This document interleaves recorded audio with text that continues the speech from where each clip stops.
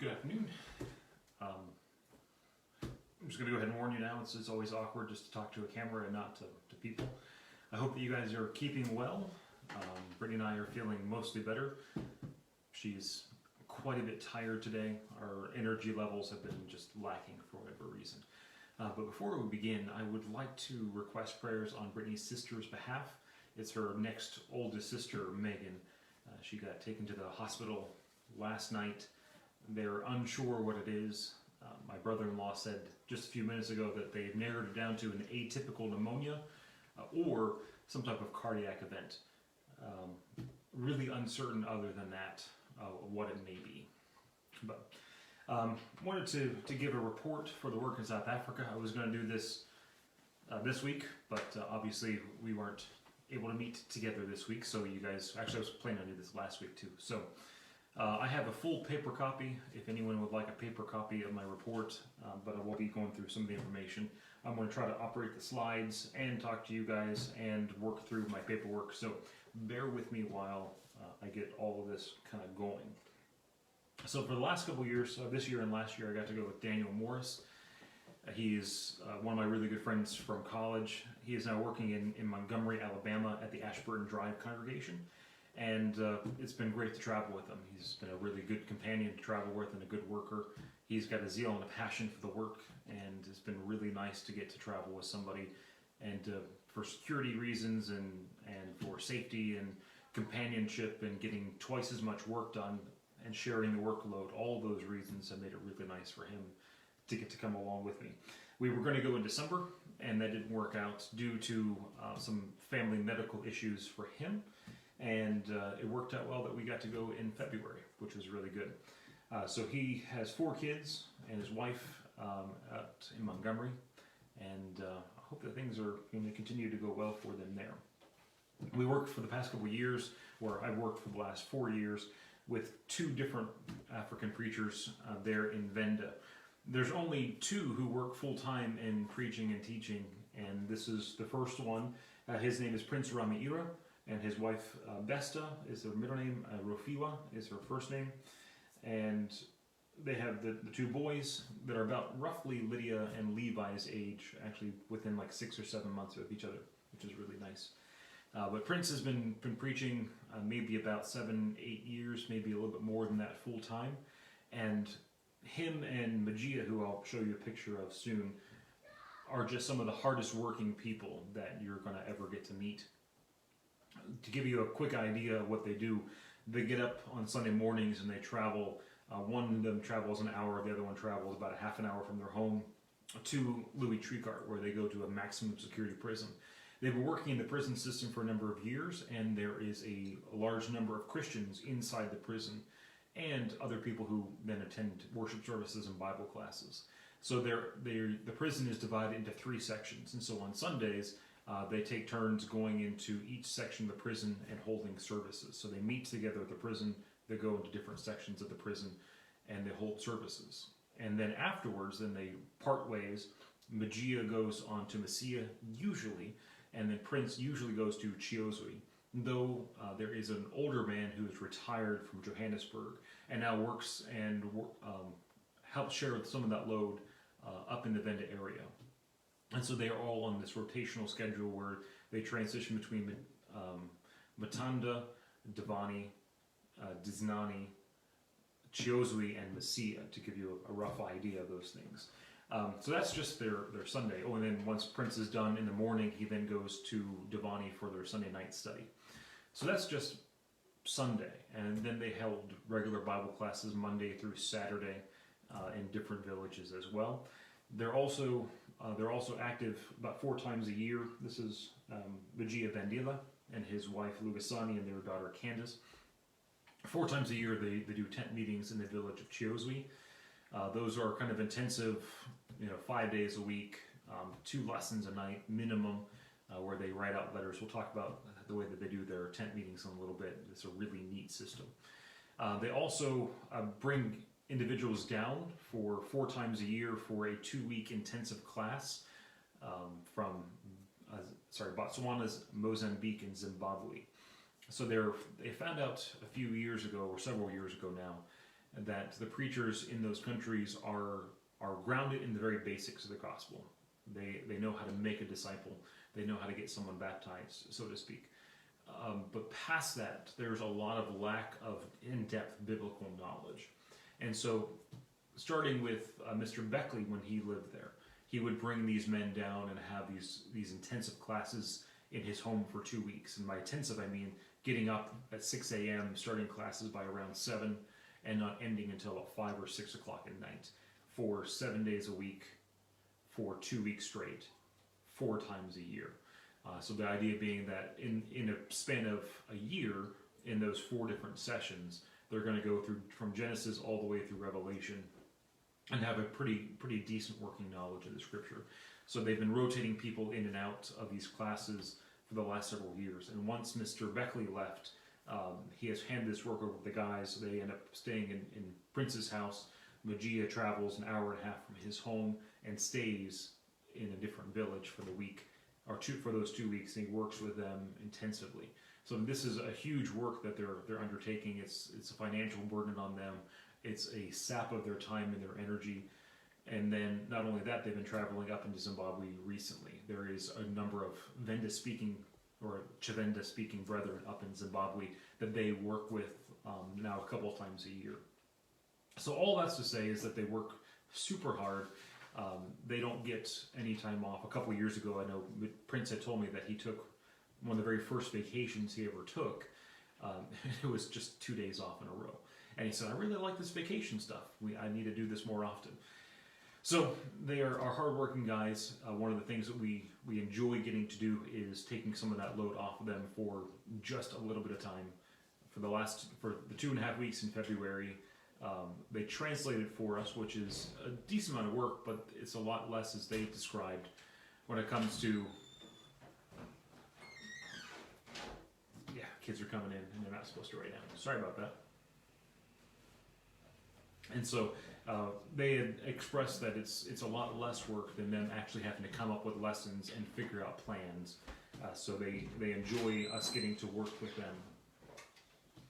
And so I'm going to walk you through a little bit of what we end up going and doing. This is South Africa. If you look at the map, obviously it's the most southern country in the continent. The different colors are different provinces. We flew into Johannesburg, which is the red square. And then we drove from Johannesburg up into this northern province called Limpopo. I'll give you a slightly more larger version of that. Johannesburg is off the map at the bottom, which is kind of a conglomerate here with Pretoria. And then we drove up the N1 through Polokwane, and then Louis Tricart is the town that we stayed in. I know it's hard to see.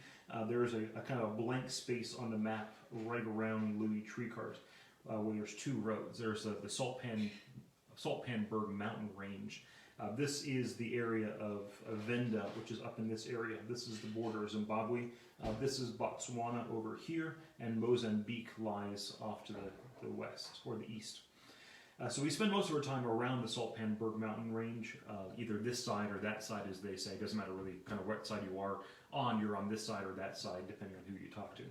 So from Louis Tricart, we travel up into Diznani and Divani and Matanda and over into Masia and then over to Chiozwi and then over to Endermark. So we'll go into some of that a little bit later on. But this is the general area of where we work.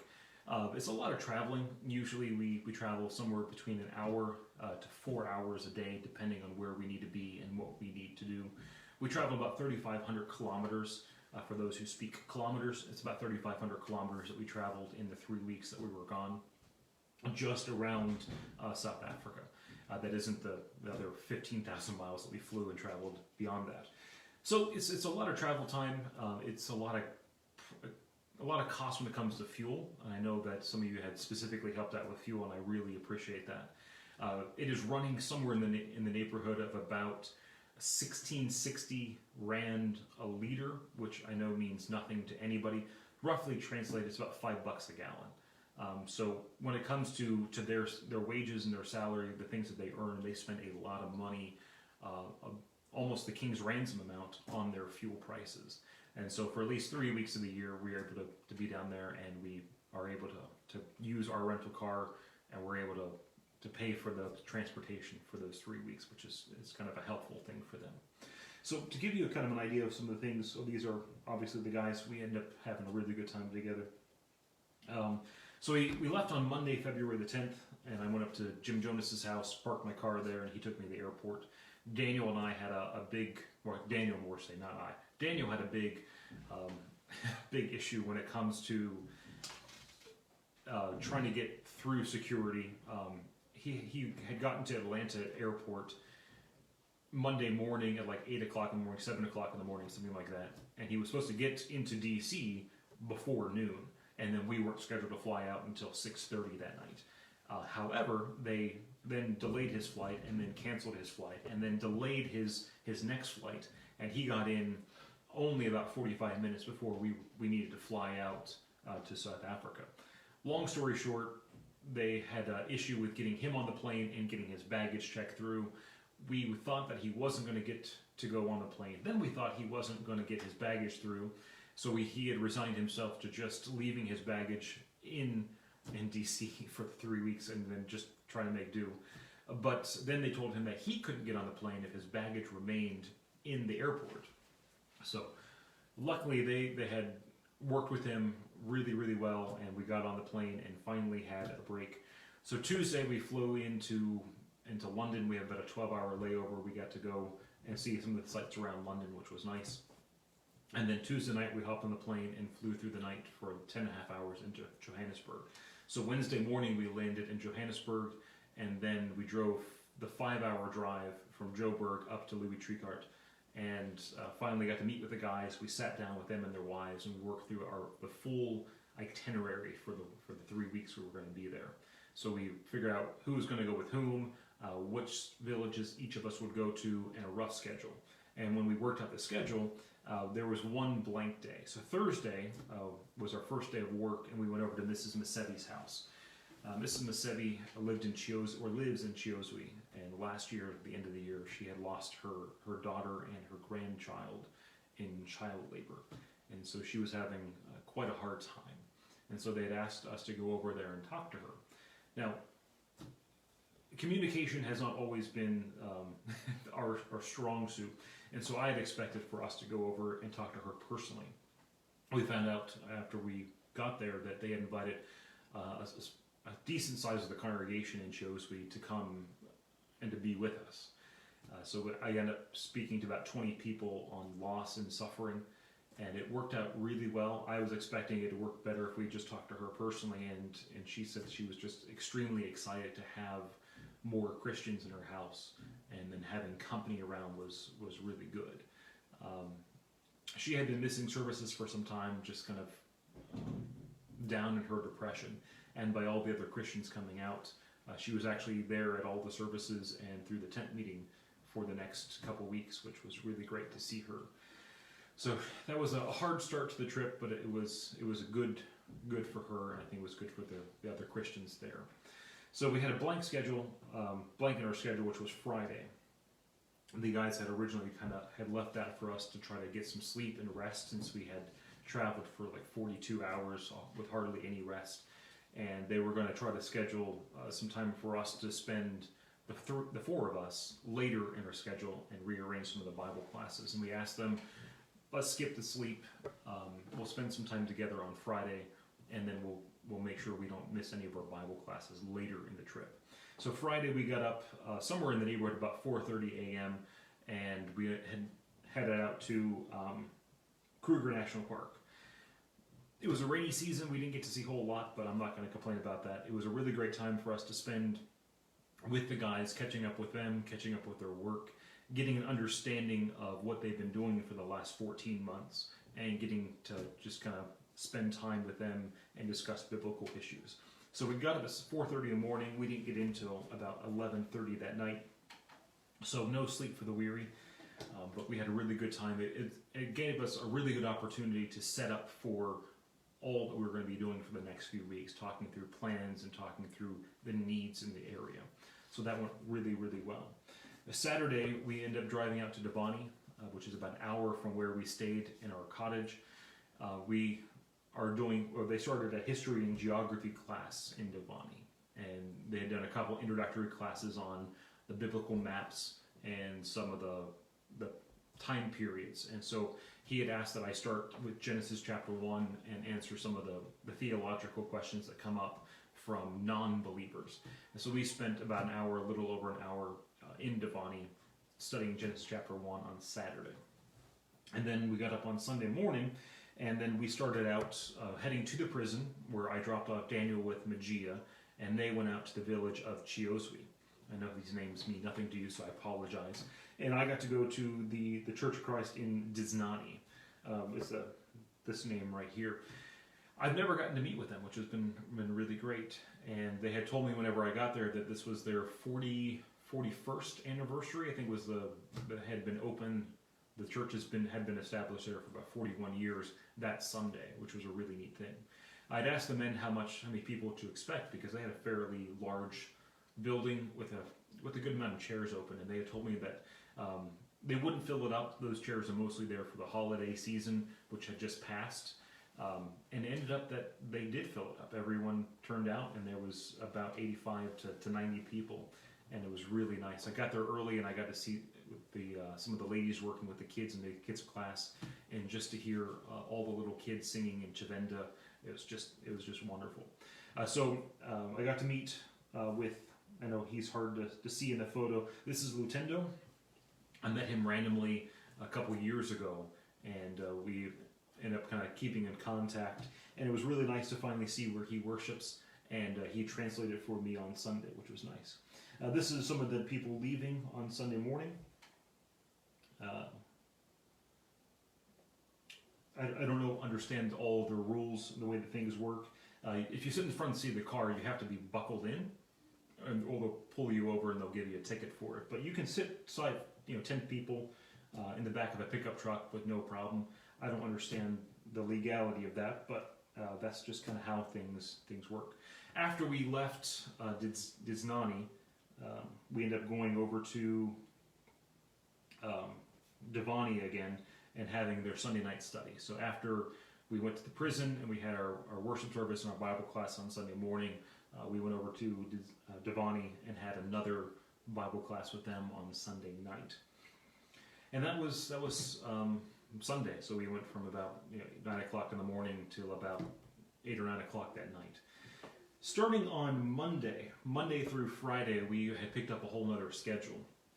They had arranged for us to have a tent meeting in Chioswi in the evening, and then they had asked that we study with them personally, with Prince Magia personally in the mornings. And they had asked that we go through the minor prophets. So starting on Monday, we had gone through Micah, and that took us from about 10 o'clock in the morning to about 4 o'clock in the afternoon, and then we left to go to the tent meeting. So every day we left about 4 o'clock, and every day they came over about 10 o'clock. So Monday we went through Micah. Tuesday we went through Zephaniah and Nahum. And then Wednesday's a whole other issue. I'll talk about that in just a moment. And then on Thursday we went through Amos. And so it was really interesting to get to go kind of through an accelerated pace through all the minor prophets with them. Kind of an in-depth but accelerated study. So that was our mornings, where Daniel and I would get up at 6 or 7 o'clock in the morning and study for 3 or 4 hours before they came, and then study with them from about 10 to 4, leave and drive to Chioswi, where we had the tent meeting. So we end up having the tent meeting every night from Monday through Friday. And the way they do their tent meetings is they have one of the members sponsor it. And what I mean by that is that they petition the chief to put the tent out in front of their house. And then they pay personally for the tent rental. And then men of the congregation find out who lives near that tent in the village, and they write personal letters to them, to inviting them to come out and to study the gospel with them. And then the next tent meeting they have in the year, they move it to a different part of the village. They write different personal letters to the different people who live near the village. And they keep on rotating through the entire village. So within about a year or two, everyone gets a personal invite to a tent meeting that is near their house. And we had a pretty good turnout, usually between 40 to about 60 people each night, and always about 2 to 5 at least visitors from the community. Some of them from different denominations, some of them from who were fallen away and had come back to the tent meeting at least, and it was really encouraging. They had asked that we talk about kind of basic stuff, and they gave us kind of some topics to work with, and a lot of it was from the Gospel of John. So there's topics of Jesus as the Good Shepherd, or Jesus is the resurrection, the life, or Jesus as the bread of life, or Jesus as the judge, or the King of Kings. So each one of us, Daniel and I, had about 35 to 40 minutes each night where we would present a lesson. We would take a break, and then the other one of us would present a lesson for 35 to 40 minutes, and we would sing. So that usually went from about 5 o'clock in the evening to about 6:30. And that went Monday through Friday, but with the one exception of Wednesday. Wednesday we got a phone call in the morning saying that we would have to cancel our morning study because there were riots in the village. And we had no idea what that meant. And so they had kind of kept us apprised throughout the day that we couldn't have our morning study, and then eventually had to tell us that we couldn't make it into the village for the tent meeting. They ended up preaching those 2 lessons, and they still had a tent meeting that night. But to give you a long story short, there were people who were stealing in one of the villages. And so the village tried to get the police to take care of it, and they didn't. So community justice, they burnt down the thieves' homes. Then the police stepped in and said, well, you really can't do that. And so they arrested some people, but they didn't really know who to arrest, so they just arrested some people. And so the men of the village started rioting because they told the police that either you have to arrest all of us, or you need to let every one of us go. And so they blocked all the roads off. They stopped everyone from going into town and going into work until they let the men go. And by the end of the day, they did just that. So it was interesting. I had never experienced anything quite like that. We went into town that afternoon to grab some dinner, and it was like a ghost village. You know, the town is mostly made up of people, or most of the workers and people who go there live out in the villages. And since they stopped all of the traffic coming in, there was just almost nobody there. And a lot of the shops were actually closed because all the workers couldn't make it in. We were very lucky that everything worked out really well. Last year and a couple of years ago, they had 7-week riots where people could not get out or could not get in for 7 weeks. It worked out really well for us that it only lasted for 1 week, or 1 day rather. So Wednesday they had the riots. By Thursday morning, the guys could get out a back way through the village, and they showed up again for our normal morning studies. And by Thursday night, when we drove into the village, they were starting to clean up some of the debris and some of the things that they threw in the road to block the traffic. When we rolled up to the road barricade, we didn't know what was going on. There was people, and there were road signs and stones. There were all kinds of bricks and garbage, barbed wire and tree stumps, and all kinds of stuff just thrown into the road, and burning tires.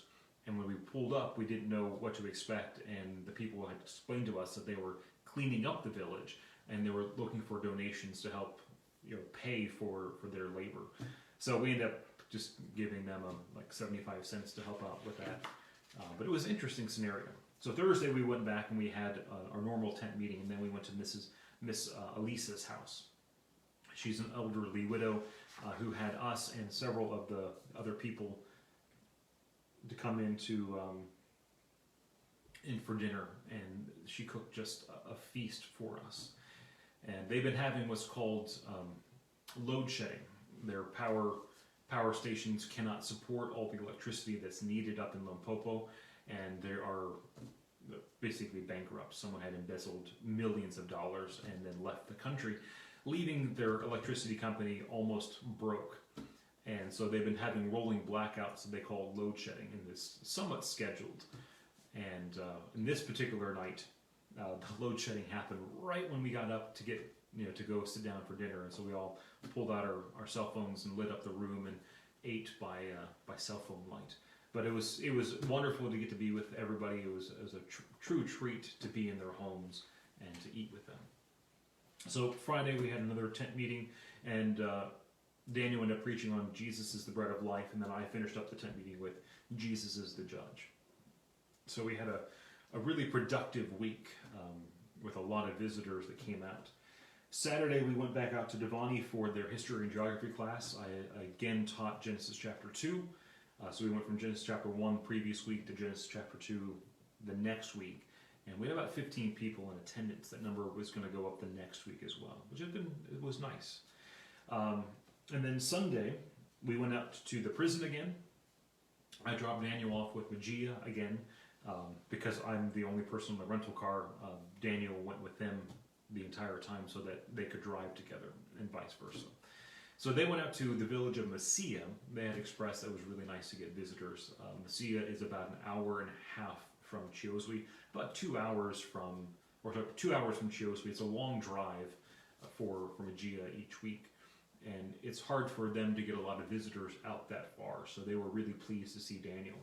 I got to go to Chioswi with Prince. Chioswi is a place I have a special place in my heart. It was the first congregation I got to worship with in South Africa. It's the oldest congregation in Venda. They are about 100 to 120 people, depending on the Sunday and who was all able to be there and who's out of town for work. And it was just really nice to get to work with them. We went through 2 Thessalonians, the entire book for Bible class, and then I got to preach and Prince translated for me. And then that Sunday night, we all went over to Devani again for their Sunday night Bible class. So we traveled 15 minutes into town for the prison. Daniel went an hour and a half out to Messia. I went 30 minutes into Chioswi, and we each drove another 4 hours total, I think, between the two of us, to make it to Devani for their Sunday night study. So most of our schedule, if you haven't noticed, is Daniel and I getting up, early morning and studying for our tent meetings or our Bible classes, or our personal studies with the guys, and then doing that all day. And then whenever everything's done, we usually stay up a couple hours that night studying again for the next day. So we are usually up by 7 or 8 o'clock in the morning, and then we usually don't go to bed until about 11 o'clock to 1 o'clock in the morning, just trying to get stuff done. So we are usually very tired when we get back home. Starting on the next week, we started off again with the Minor Prophet study in the mornings. We went through Zechariah for most of the week, Zechariah being one of the longest minor prophets and one of the hardest. It is one of the apocryphal books, not apocryphal, sorry, that's not right, apocalyptic literature, along with the end of Daniel and the book of Revelation. So if you want to understand Revelation, go read through Zechariah quite a bit, get a good understanding of Zechariah, Ezekiel, and Daniel, and you're understanding the type of literature that you're reading in Revelation. So we spent our time going through Zechariah, chapters 1 through 4, and then we ended up going through, chapters 5 through 8, and then chapters 9 through 10, and then 10, 11, and 12. Or 10 through 11 through 14, sorry. So the guys were nice enough to cook us a homemade South African meal. The meat is boersworst. There's South African sausage.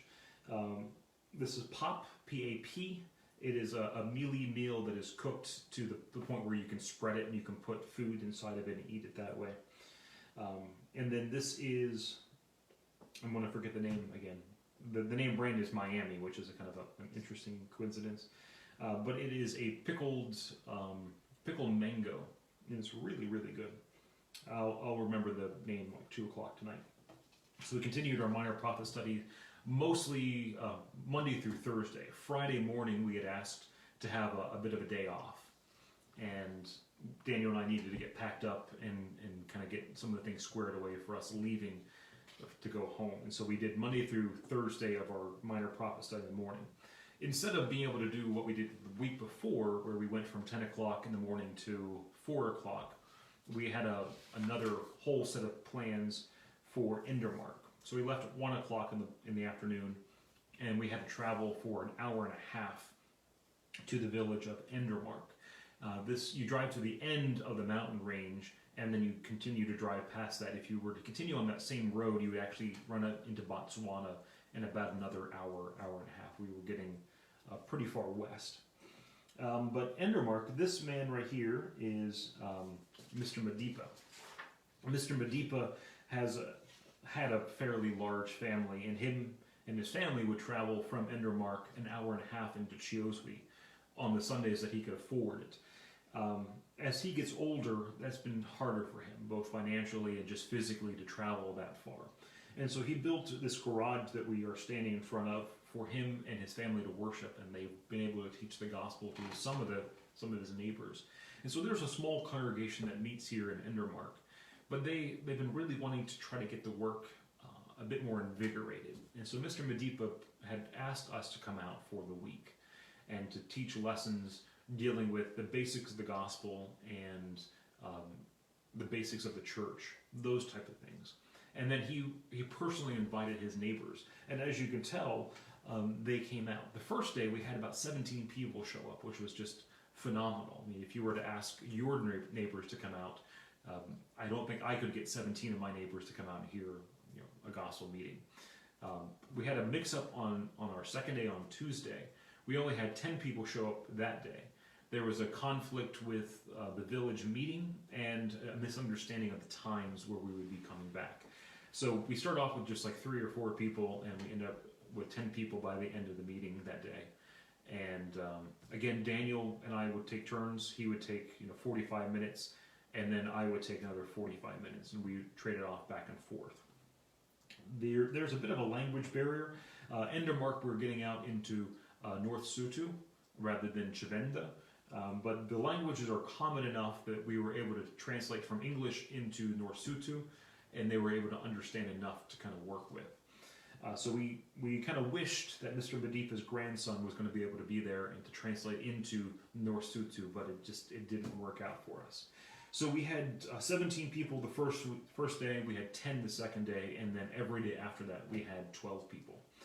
And our goal there was to work with them with material that we could work through together, and then leave them with that material for them to either reproduce in North Sutu, or for the individuals who were there to go back home and study it in a bit more detail.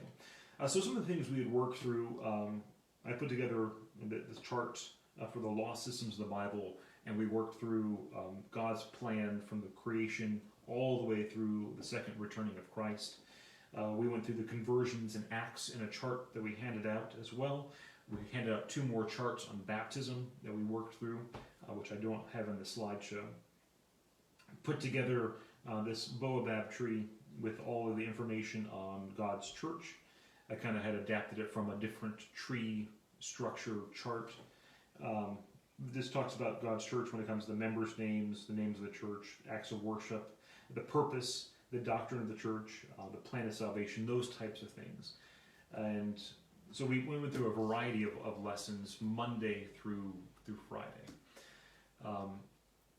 Mr. Madipa was very pleased that we came out. We were overjoyed that we got to be a part of that work. That was probably the most exciting thing we got to do the whole time, is just, obviously teach people who were non-Christians. So I don't know what is going to come of that. Magia and Prince said that they're going to try to take turns on alternating weeks to travel out there. And that's going to be a big drain on them, on their energy, on their time, and on their finances. It's a long way away from their home, and they're going to have to do quite a bit of work. Mr. Madipa has asked that we come back in December and to work more diligently with the church there and maybe some of the young people. So he wants to do a tent meeting in front of his house where he'll write and to invite his neighbors, and he wants us to also consider coming out and trying to work with some of the young people of the village. So it's a pretty exciting offer. I'm hoping that might be able to work out in the future. So that brings us up to Saturday, our last Saturday in town.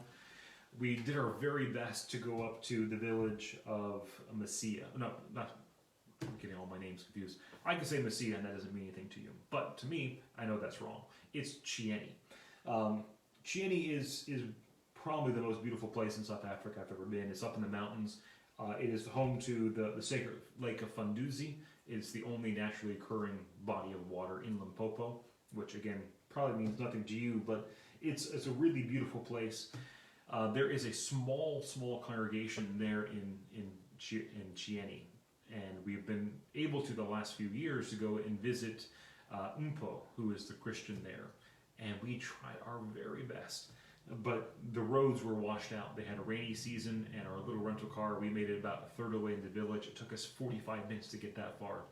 Daniel and Magia had gotten out and were directing me, much like you would a Jeep running through Uwari National Park, making sure my tires were in the right place and I wasn't going to hit any rocks. And after 45 minutes, we decided that the road was just impassable past the point that we went to. So ended up having to turn around, get the car up on 3 wheels, and just drive out of there. So unfortunately, we didn't get to visit Umpo. We tried our very best. And we ended up going down to Devani that night for Bible study. This is the village of Devani, some of those roadside markets, and then the mountain range, the Saltpanberg mountain range on the other side of Louis Tricard. Just a beautiful, beautiful area.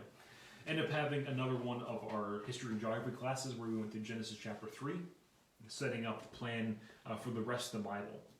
And we had a number of people there. I think we had about 12, no, hold on, let me go ahead and grab my paperwork here. I know I have it written down somewhere. We had a lot more. I don't remember what it was. Oh, Saturday morning, I forgot. I skipped over this completely. I don't have any pictures of it, so I forgot to mention it. We got invited to a funeral. Their funerals are week-long events, which start on Monday, and they go through Saturday. The guys have been going all week. This is one of the biggest opportunities for them to preach to the community. People from the community to come out each week, and they get to hear sermons every night. A lot of Christians are made during funerals. So we were not invited, which was fine, to go through the rest of the week. But on Saturday, the actual funeral, we were invited. And we got to go and go through the funeral, go through the burial. It was a very moving occasion. It was a young man in his early 30s, about a year or two younger than I am.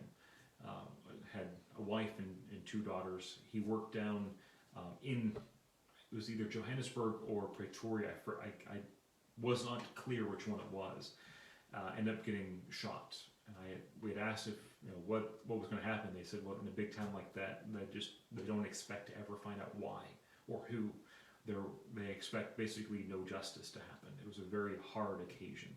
So we went there Saturday morning. We would try to go to Chieni that afternoon. It didn't work out. We ended up going to Devani that evening for our Bible study, and that ended our last full week in South Africa. So we had one more day left on Sunday. We had planned it where we could be there for 3 Sundays and leave Sunday afternoon to fly out. So we went to the prison again. I left again Daniel with Magia. They went over to the village of Chioswi, and I drove in to meet Prince in Matanda. This is the church in Matanda. The men are having a men's meeting when we took the photo, so all the men are inside. There are men at the congregation, but they're currently inside. A couple of the men here in the back are actually from Botswana and Zimbabwe. They were coming in right whenever we were leaving. Prince and Magia were starting their very first history and geography class of the year. So they were going to be busy with us for 3 weeks and then immediately busy with these men for another 2 weeks. No rest for the weary. One of the men came from Zimbabwe, and his companion that he traveled with the day before came down sick that morning, and they took him to the clinic and found out that he had malaria. So it was good that he was able to get treated. Excuse me. Gundo here translated for me for Bible class. We did an overview of the book of Romans. They had asked that I did that, and then Prince translated for me for the services. Ended up saying our goodbyes to Prince and Mofiwa and their sons, and saying goodbye to the men who were coming in for the history and geography class. And then I met up with Magia and Lugasani and picked up Daniel, and we started our 6.5-hour travel back to Johannesburg. We caught our flight about 10 o'clock that night, and then flew through the night, woke up Monday morning in London, and then flew through the day Monday to land in DC Monday evening, and then drove back home about 8:30 Monday night. So another 40 some hours of travel time, and ended up getting sick from it. So it worked out really well. But I wanted to give you guys an idea of why I do what I do and where I end up going. The people there there's so much in need. That there's congregations all over the area. I mentioned 5 of the villages, or 6 of the villages that we worked with. And that isn't even scratching the surface for all of the small congregations that are tucked up in the mountains that don't have anybody that works with them full time.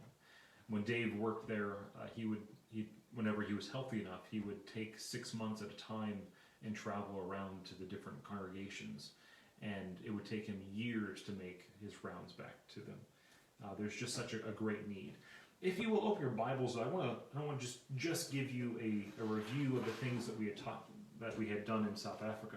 I want to leave you with a couple ideas. Matthew chapter 5. If you will open your Bibles to Matthew chapter 5. It's a really kind of a straightforward concept. I hope it's one that's impactful to you. Here in Matthew chapter 5 and verse 13, Jesus says, "You are the salt of the earth.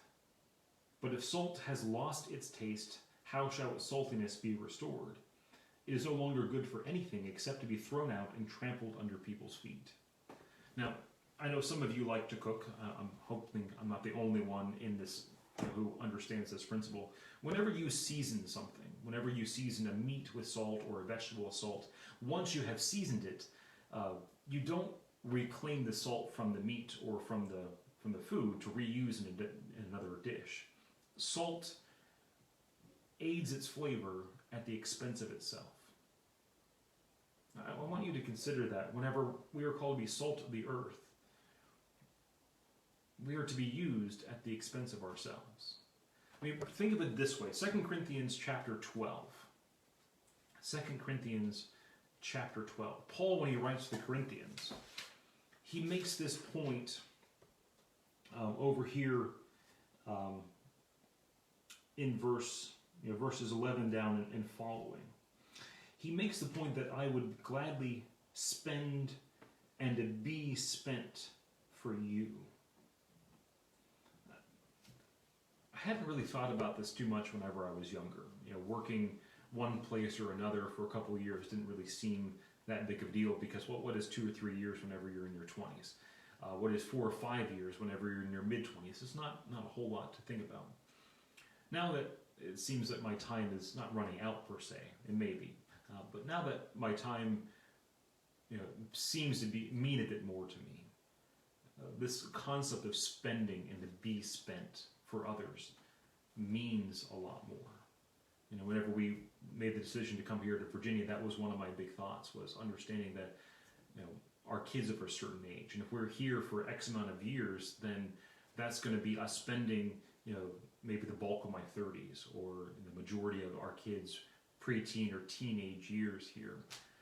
And I don't mean to point at myself at all. I'm just saying that whenever we spend our lives, we really spend our lives. I mean, we are to be used at the expense of ourselves. I mean, sometimes the great work of our lives is our jobs. Sometimes it's the property. There are some people who leave magnificent properties behind them, or companies that they've created, or a lifelong of skilled workmanship somewhere else.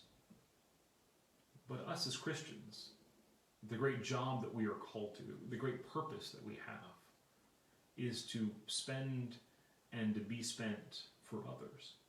We are called to be salt that works at the expense of itself, that we're going to be used in the sharing of the gospel, used in the encouragement and the edification of other people.